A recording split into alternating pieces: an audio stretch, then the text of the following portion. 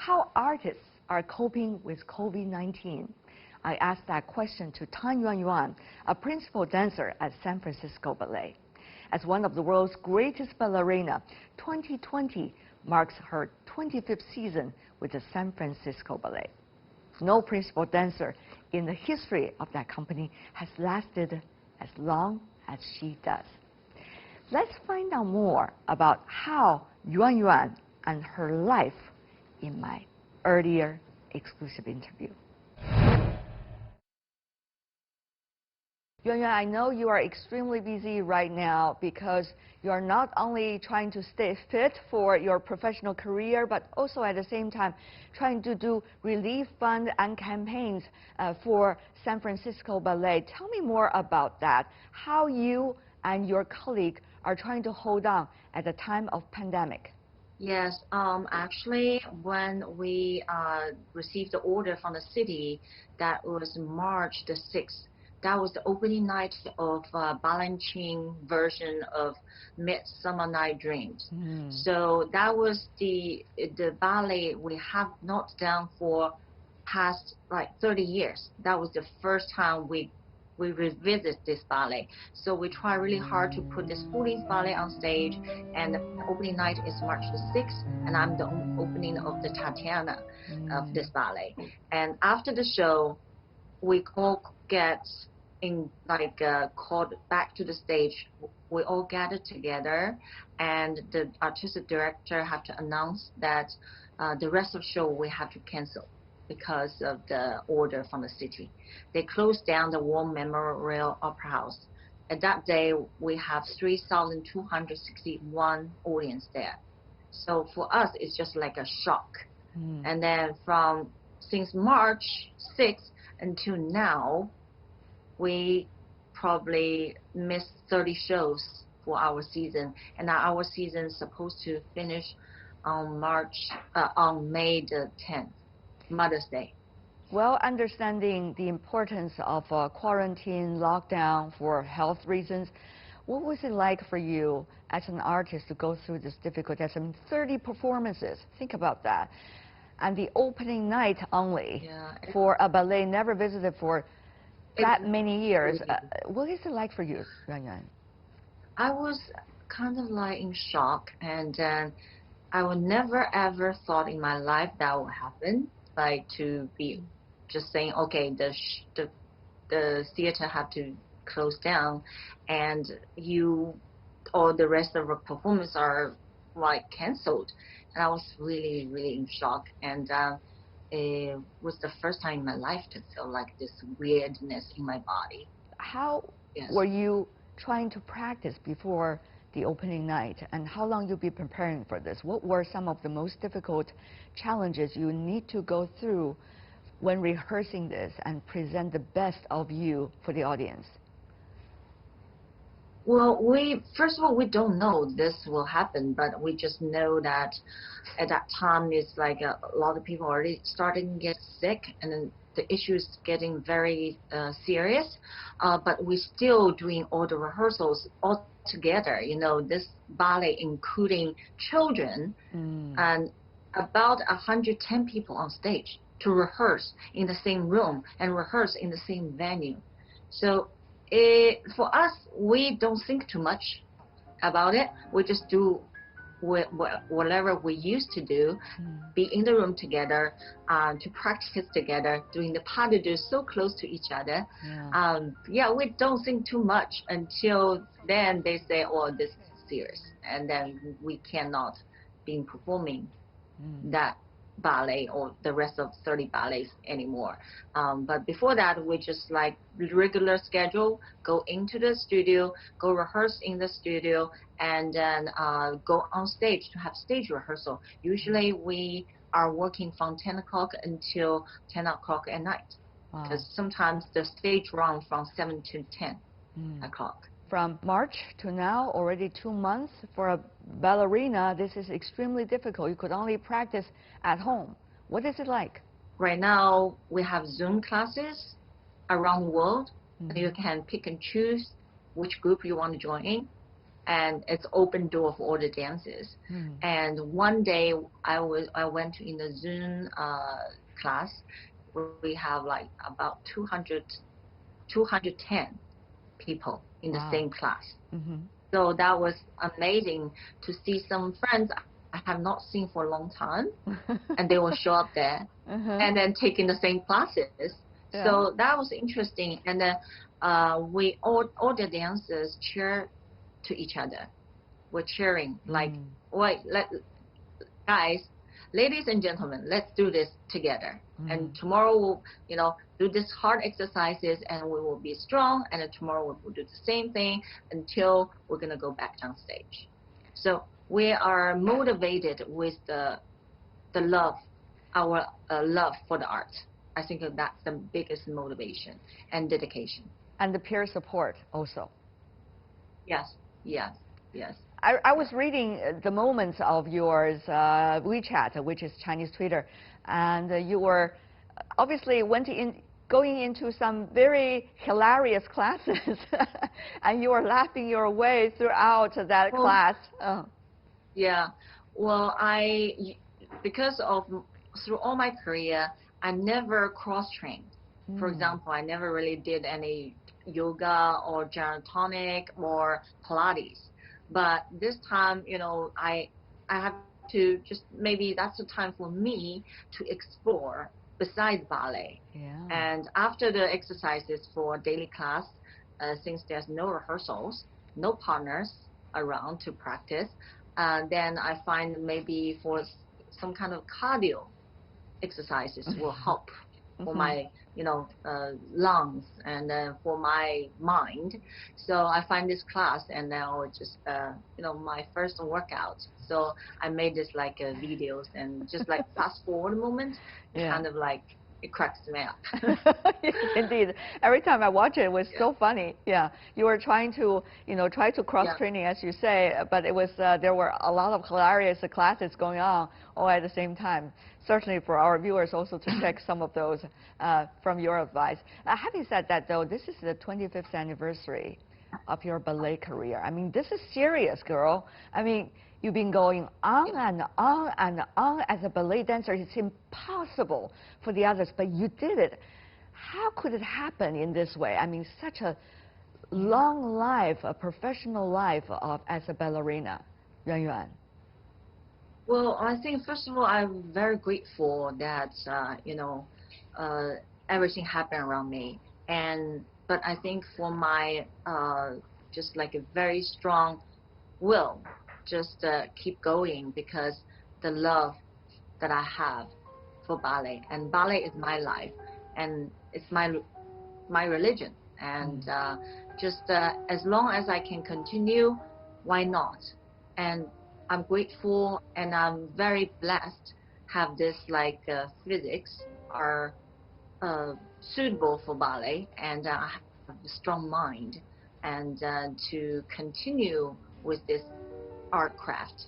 Basically to be a professional ballet dancer, you don't have life, because you have to do a lot of things around ballet. Like if there's one free day, you will sleep in a little bit, and then you do the PT, chiropractor, acupuncture, and anything that just soothes up your pain. Because we have a lot of injuries and pain, but the next day you will go back to training again. But Yuan Yuan, tell me more about that, your career.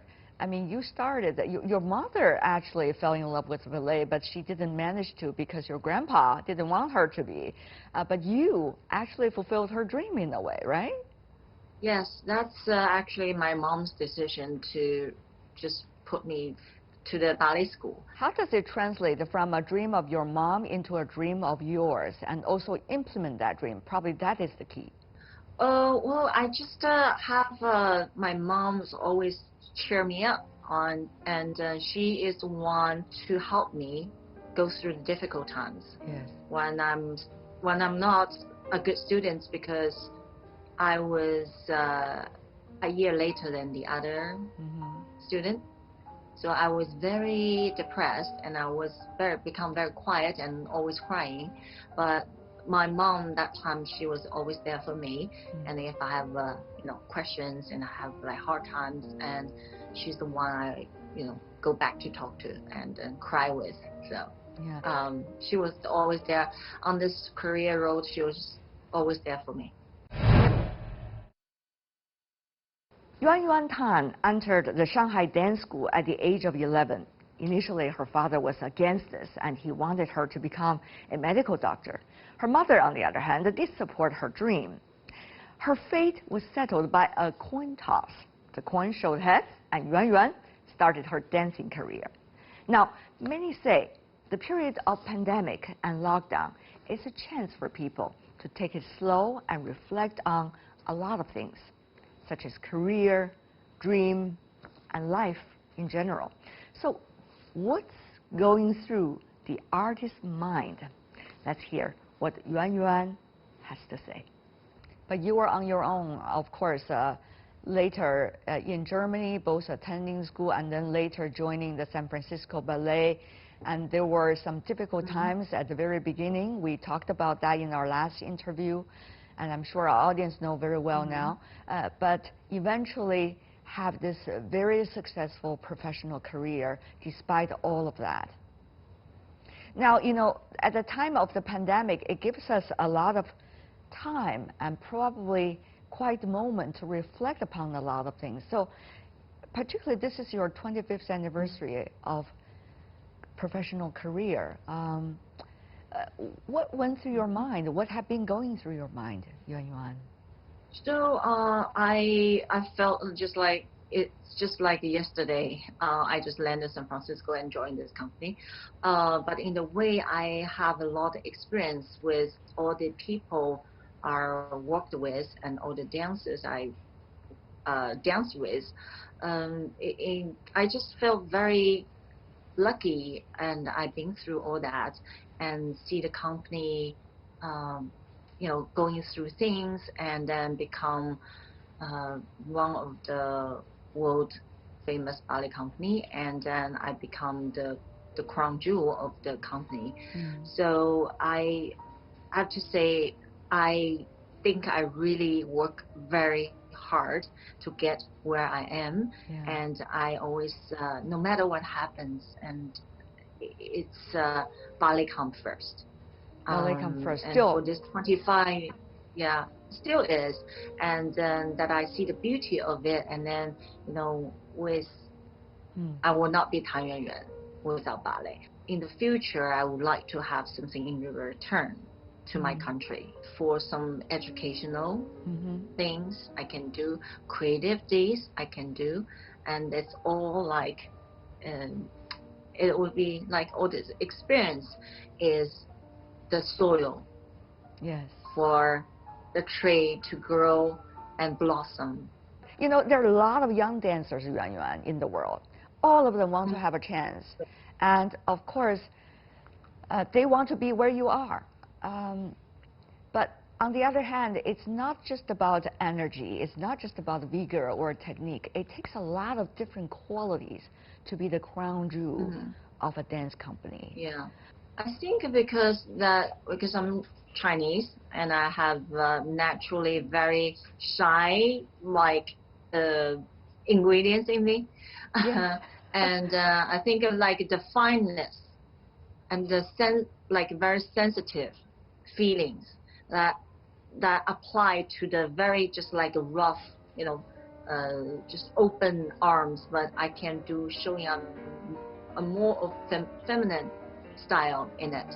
So, and also that I get into, if there's a story ballet, I get into my character very deeply.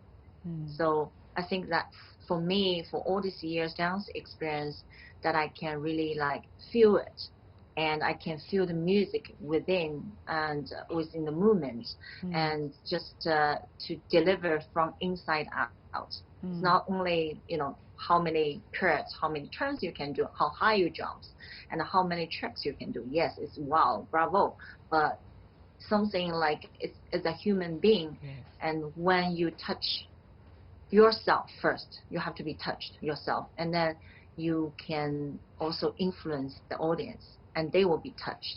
But on the other hand, with this pandemic this round, unlikely, according to most of the virologists and epidemiologists we've been talking to, likely to be another wave, unfortunately, during the winter time. So how will performance arts become, you know? What will performance arts become? What does that mean for dancers like you to think about, you know, the unpredictability you're likely to face? Yeah, well, that's yeah, really crucial fact is that we cannot go back to stage anytime soon, not this year, for sure, because right now San Francisco is sheltering in place. It originally says until April the 3rd, then they delayed to the end of April 30th, and then now they postponed until May the 31st. Yeah. But nothing really opens, and theater is the last place they're gonna open, for sure. And for the dancers, without training, like extreme training for all these times, for like 3-4 months, then you need a time to get back to shape. That's right. Therefore, you need 1 or 2 months at least to get back to shape. You cannot just jump over the stage and dance it. No, impossible. So that's an issue, and then we are trying to come up with a method how we do it. Like maybe we could do a performance without audience, because better not have like so crowded, and then we are not allowed to have being so crowded in the one venue, and maybe we do some kind of, you know, live stream of the real performance on stage. Yuan Yuan, my final question. You've been working extremely hard for the cultural exchange between China and the United States. What do you make of the complicated situation now to an artist like you who are keen to bring the best to both audience? What does that mean to you? Well, I think really art have no boundary. That's one thing. And I think right now we are very important because, you know, this is like a relationship between countries, and the artists can help. You know, the music have no boundary, the dance have no boundary, you know, theater, the opera, ballet have no boundary. We all are united. Yes. And I think it's very important for us to deliver 一个正能量, positive energy to the world. Absolutely. And we are together to fight this virus. And therefore, if we're together, it's better than just whether you're alone.